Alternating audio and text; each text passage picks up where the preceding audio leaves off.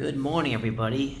Filming this Friday morning. Last week, I did the video right before Shabbos and Yontif, and as I was going to shul, the video was still uploading, and I left the phone on. Turns out it uploaded before Shkia, but it was cutting it pretty close.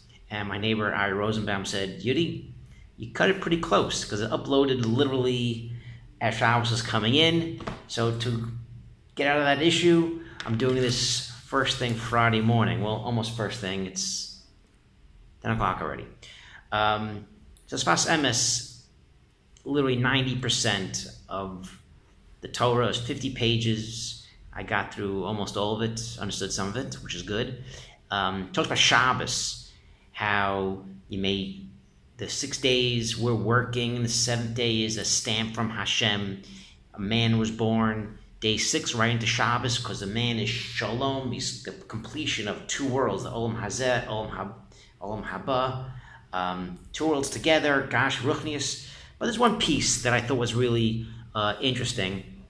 This past year, we're learning a lot about Lashon Hara, and the book that we have, Chavtzim Dvarim, has a chapter on Kinah, on jealousy, and he mentions how bad it is, and where in the Torah we have jealousy. And we have this week's parsha. We have that Cain was jealous of Hevel. Cain brings the korban, doesn't get accepted, and he's jealous of Hevel, kills Hevel. And Hevel dies as well. Hevel is dead. And Hevel also was guilty in this, because Hevel was jealous of Cain. Because Cain, if you look at the Chumash, he was the first one to think of this idea to bring the korban. It wasn't Hevel. So Cain has the idea. It wasn't appropriate. It wasn't the best. And his tefillos weren't answered. Hevel's tefillos get answered. But it was Hevel that shows jealousy as well. So we have the snake that's jealous of man. We have Cain jealous of Hevel, jealous. So we have a very interesting take on how horrible and how dangerous jealousy is, Kinah. But sometimes it's a very small piece. I think is very interesting to note. Within all the Torah of Shabbos, a little piece about Cain and Hevel. He quotes the Kol Simcha, which was Simcha Bana Peshischa, sefer called Kol Simcha. And Sfas Emes says, Hevel Gamhu, and Cain mentions Miketz Hayamim. So Cain wakes up Miketz Hayamim, and Hevel Gamhu. So Sfas Emes brings down the Kol Simcha, who says that Cain was thinking about Ketz Hayamim. He's thinking about the end of his life, death.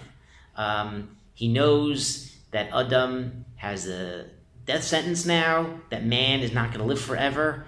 And Hevel was thinking about that, Ketz Hayamim, and this reminds him to do tshuva and bring a korban.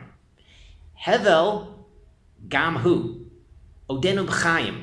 Hevel had the idea to bring this gamhu, not because he thought he was going to die, not because anything negative, but gamhu. He wanted to be close to Hashem.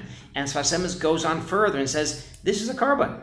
This is a korban. A korban is bringing yourself close to Hashem. And this, taking a step back, this is tefillah. This is mitzvos. We're living in a time where we need refuah, we need parnasa, and we daven for these things. Definitely, we should daven for these things. But what if you're not missing anything? What if you have what Hashem gave you? It's a different davening. This is a tshuva b'ava as opposed to tshuva b'yira. Davening because you're afraid something's going to happen. That's tshuva b'yira. Davening because you're afraid of something to happen. And that's Cain, and that was his purpose. You know what? I'm going to die. I want to do tshuva, maybe I'll live longer. That's Cain. Hevel, no.